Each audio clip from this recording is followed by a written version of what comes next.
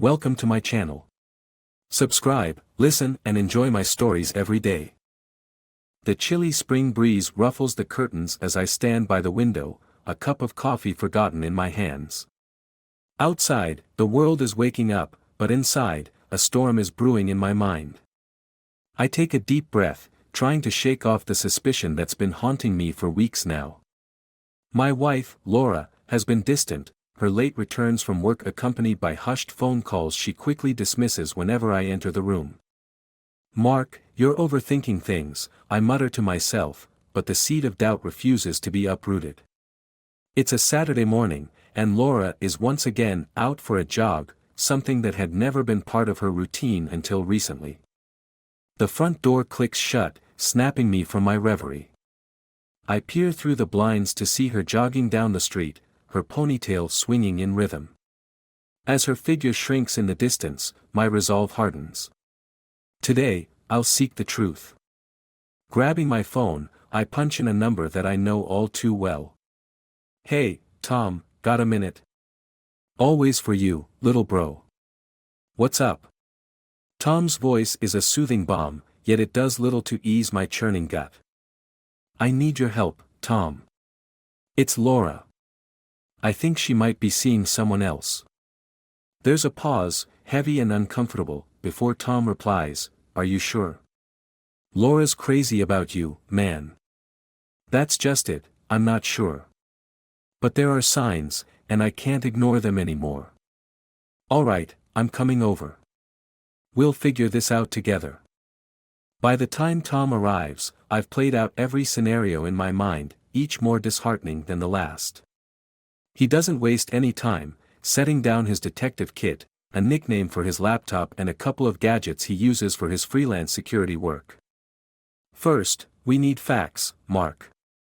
"Let's not jump the gun," Tom says as he starts up his laptop. We spend the morning diving into phone records, cross-referencing Laura's stated activities with her digital footprints. Tom's methodical, a stark contrast to the storm of emotions inside me.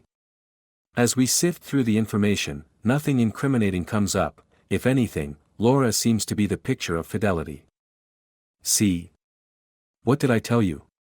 Laura's clean, man. You've got a great wife there," Tom reassures me, clapping a hand on my shoulder. His words should bring relief, but they don't. My brother's insistence feels forced, and his eyes don't meet mine. It's as if he's pushing too hard to settle the matter. "Thanks, Tom. I guess I just needed to be sure," I manage, the weight in my chest only partially lifted. "No problem. Anything for you, bro. How about we grab some beers tonight, yeah? Drown these silly suspicions for good," he suggests with a forced cheerfulness. It's late when Tom leaves, and Laura still isn't back from her day out with friends. The silence of the house presses down on me. Deciding to clear my head, I take a walk, only to return with a nagging thought that something is still amiss. I enter through the back, and as I pass the living room toward the stairs, a faint noise stops me dead in my tracks. It's coming from upstairs, soft, rhythmic, unmistakable. My heart hammers in my chest as I ascend the stairs two at a time, dread coiling in my stomach. Reaching our bedroom door, I hear it clearly now, the sound of muffled giggles. I push the door open with trembling hands and there, in the dim light of our bedroom, is the ultimate betrayal. Tom, half naked, kneeling at the edge of our bed, where Laura lies, a sheet barely covering her. They freeze, caught in the act, their expressions a mix of shock and guilt. "Mark. It's not what it looks like, I swear." Laura's voice is desperate, pleading. But I see it all too clearly. The pieces click into place, Tom's insistence on her innocence, his eagerness to resolve my doubts, all a ruse to keep me blind to their deceit. The fury builds, a tidal wave crashing through the barriers of my restraint. "You rigged everything. You lied, both of you." Turning on my heel, I leave their apologies and excuses behind, the door slamming shut with a finality that echoes through my soul.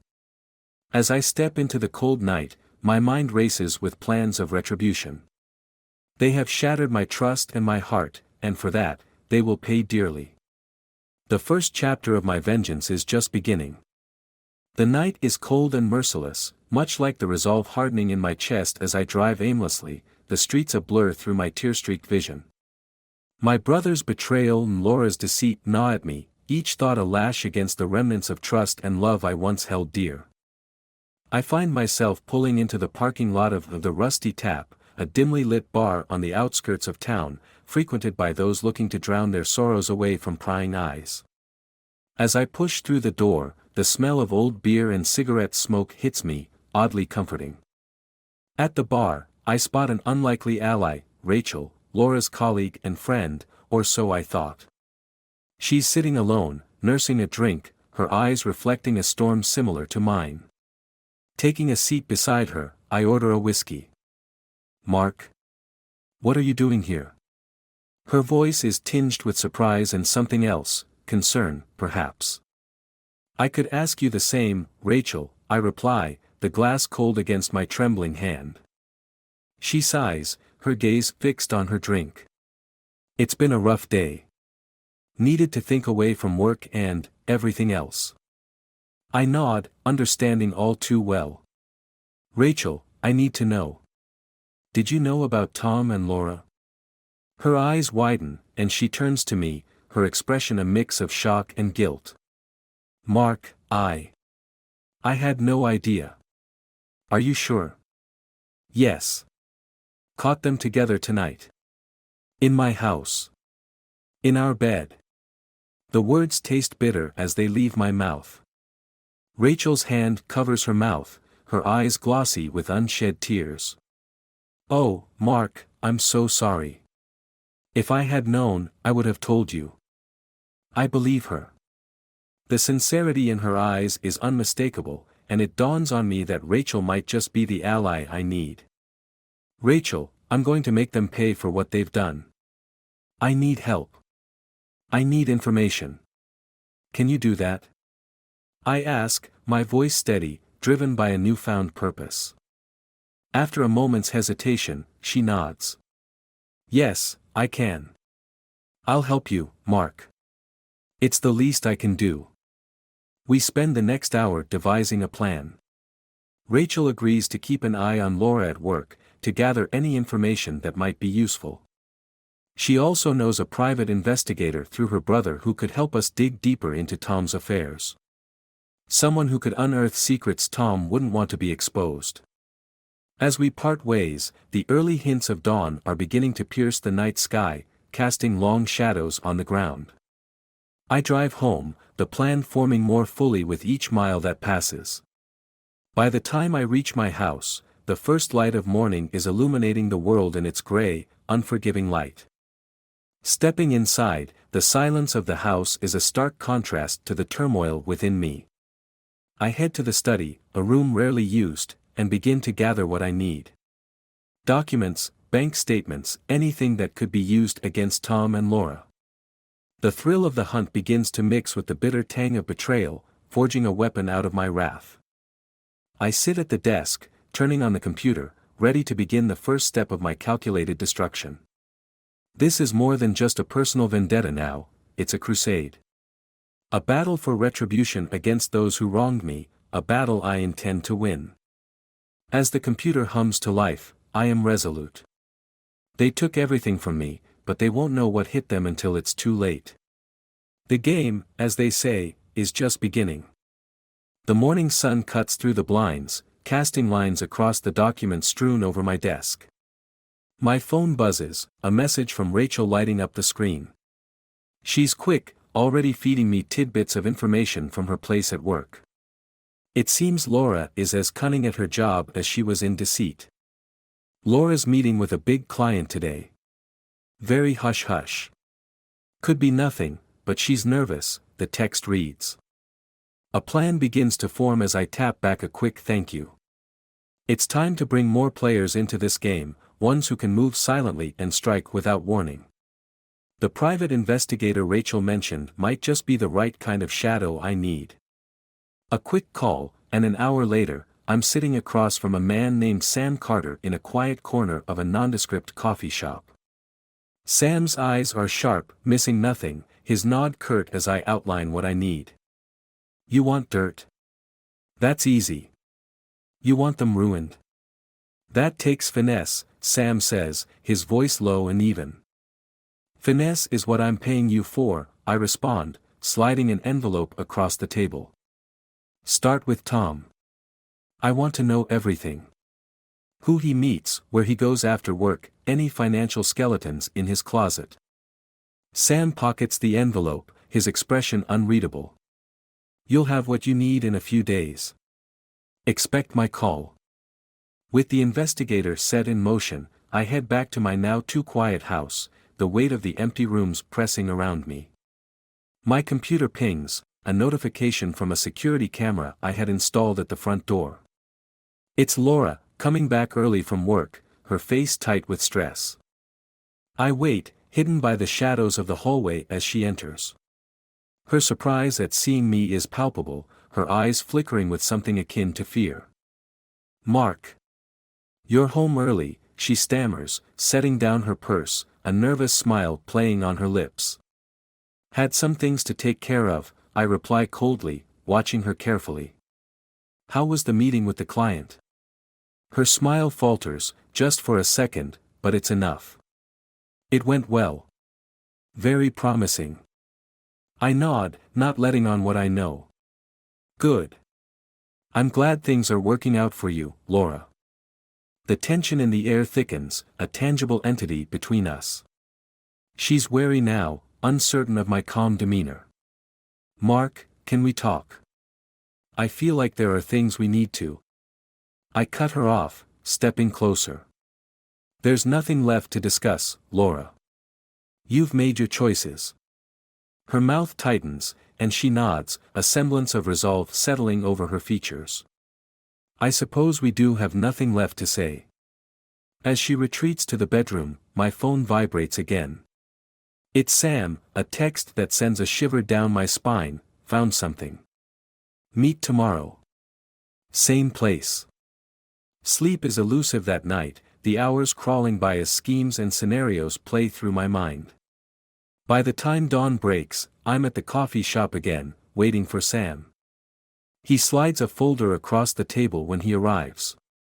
You were right about your brother, he begins, his voice a low rumble. And there's more. It's not just him and your wife. This goes deeper. I open the folder, my eyes scanning the documents and photos. Bank transactions, secretive meetings, and more, evidence of a betrayal far beyond what I had imagined. As I absorb the information, a cold fury settles in my bones. This isn't just a personal vendetta anymore. It's a war. And I am armed and ready to strike. The air is crisp as I stand outside the coffee shop, the folder clutched in my hands feeling like the weight of my shattered life. Inside, the documents are a damning testament to a conspiracy that's more complex and painful than a simple affair.